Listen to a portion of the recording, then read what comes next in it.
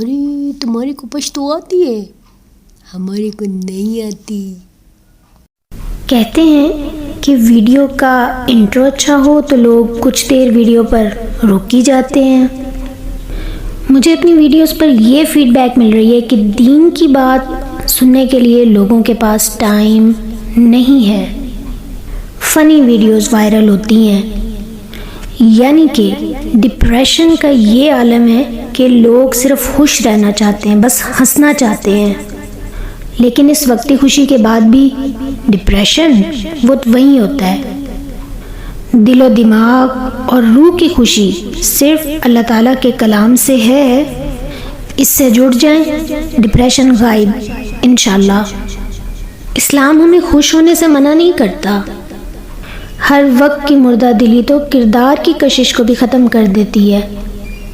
دین اسلام ہمیں یہ نہیں کہہ رہا کہ ایک چوگا پہن لیں اور سڑیل بن کے کونے میں بیٹھے رہیں۔ ایک دفعہ عید کے دن کچھ حبشی بازیگر کرتب دکھا رہے تھے۔ آپ صلی اللہ علیہ وسلم نے یہ کرتب خود بھی دیکھے اور حضرت عائشہ رضی اللہ تعالیٰ عنہ کو بھی اپنی آڑ میں لے کر دکھائے۔ حضرت عائشہ رضی اللہ تعالیٰ عنہ نے اپنے رشتے کی ایک خاتون کا نکاح کروایا تو آپ صلی اللہ علیہ وسلم نے کہا کہ لوگوں نے اس کے ساتھ کوئی لونڈی کیوں نہ بھیج دی جو دف بجاتی اور کچھ گیت گاتی۔ چلیں جی، ہمیں تو اب جیسے کوئی پرمیشن لیٹر مل گیا کہ اب ہم نے تو میوزک ڈے، میوزک نائٹ، گالا نائٹ سب کچھ منانا ہے۔ ہم مسلمان ہیں، ہمیں کیا ہو گیا ہے؟ ہم کیوں قرآن اور حدیث کی روح کو نہیں سمجھ رہے؟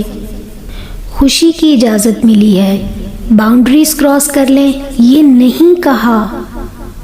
باقی رہ گئی بات پشتو کی تو ضرور سیکھیں، جو بھی زبان اچھی لگ رہی ہے اسے سیکھیں، لیکن قرآن پاک جو کہ فرض ہے پہلے اسے سیکھیں۔